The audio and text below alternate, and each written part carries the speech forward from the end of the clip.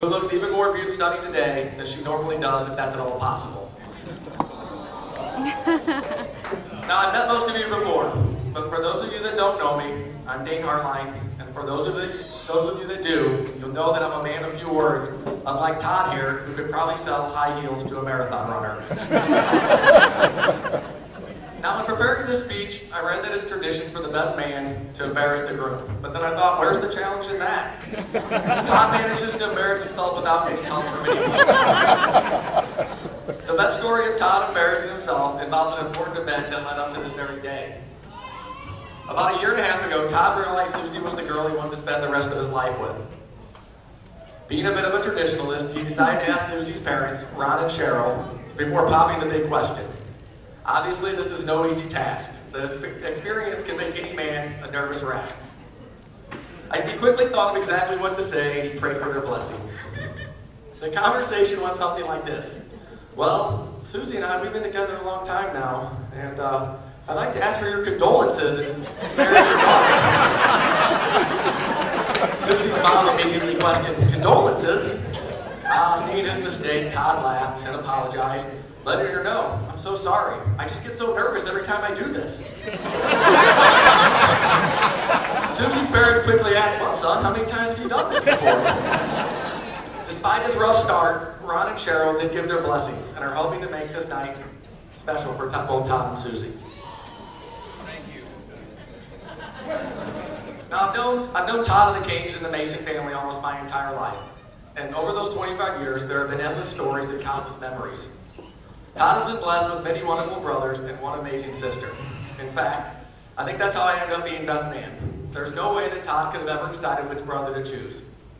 Plus, he was slightly worried that a punching fight might ensue if he did pick one over another. Anyone who knows the Cange family can attest to the fact that Kathy and Ted are true saints. The fact that they have raised these 6 children and that all the kids are successful, well-rounded, and not in prison is a true statement of their parenting skills. The fact that Ted still has any hair left, Cange is not in a mental institution, and that Mr. and Mrs. Mason have chosen to stay in twin legs the whole time. Ted and Kathy moved to Twin Lakes subdivision right next to my grandparents, the Guidos, when I was 5 years old. And I have to say, if there was a such thing as fate, then the Cange and the Guidos being neighbors was karma in the making. Upon meeting my family, Ted and Kathy immediately commented, I hope you like kids. Between the hordes of grandchildren who were constantly at my grandparents' house and the wild things running out of the Canges who lived in a shoe's house, you could always hear some child laughing, crying, singing, screaming, or sometimes Ted's booming voice belting across the yard at one of the boys. With all the kids, though, it wasn't difficult to find friends. It wasn't difficult to find friends with whom to play with, and a large group of Todd's groomsmen have all been childhood companions and will remain lifelong friends. Poor Kate, I'm sure, is still terrified at the thought of bringing home a boyfriend for her mom and dad to meet with this crazy group of very protective brothers. Anyway, Todd has lots of brothers, but I have no brothers. I'm very proud to say that Todd has been a brother to me for the past 25 years of my life. And as much as a tough guy as I would like to be in this speech, I would be lying if I didn't mention that I love him heart and soul.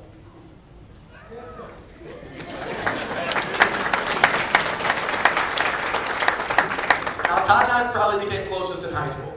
We both played football at Triad, and we beat the Highland Bulldogs on a pretty regular basis. I hear Susie was a Highland football cheerleader, so those games had to be tough for her to cheer for, and I'm sure she spent the majority of her time staring at the handsome Triad football team.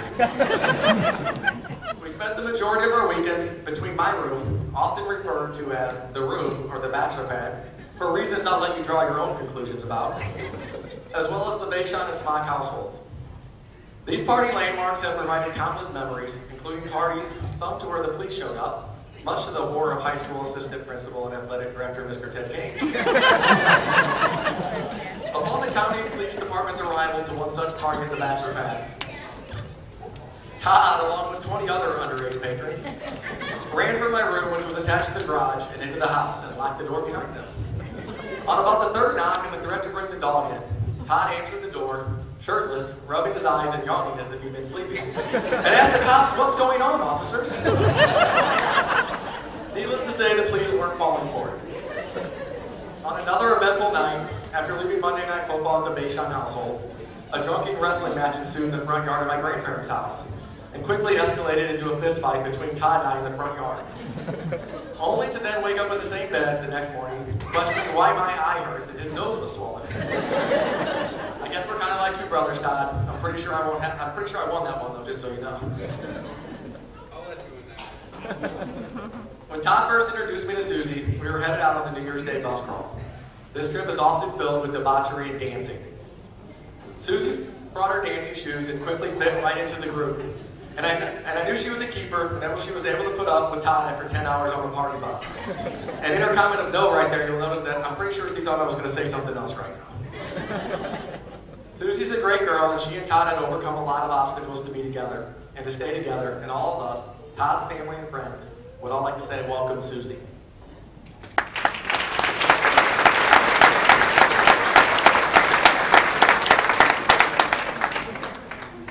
I also have to thank Todd for picking a May 19th wedding. What most of you don't know is I married my beautiful bride, Monica, 5 years ago today as well.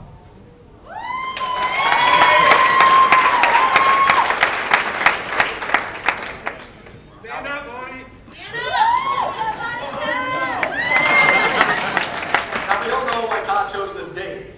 Now we can both remind one another never to forget our anniversaries. A happy wife is a happy life after all. Alright, so I've always heard the best man is supposed to give some advice and a toast to the new couple. So here it goes. Relationships and people are interesting. We're always running around, we're always rushed, and always running late. I guess that's why it's often called the human race. What we crave most in this world is connection. For some it happens at first sight. It's when you just know you know. It's fate working its magic, and that's great for the people who find that. They get to ride that express train. But that's not the way it really works for most of us. For the rest of us, it's a bit less romantic. It's often complicated and messy. It's about poor timing and sometimes missed opportunities, and sometimes not being able to say what you need to say when you need to say it. But sometimes it slows down just enough for all the pieces to fall into place. Fate works its magic, and you're connected. You guys have something very special. It takes work, but you guys are going to do just fine. I love you both, and I'm very happy to get to be a part of our special anniversary. Well, that was the advice. Now here's the toast. If everybody get their glass ready. And my first chance to take a dig at my best friend as a married man. They say that marriage is for better or worse, and I couldn't agree more. Todd, you could do no better. Susie, you could do no worse. It gives me immense pleasure, not to mention Ted, Kathy, great relief, to invite you guys all to stand and raise your glasses for the new Mr. and Mrs. Cange, Todd and Susie. Cheers. Yay!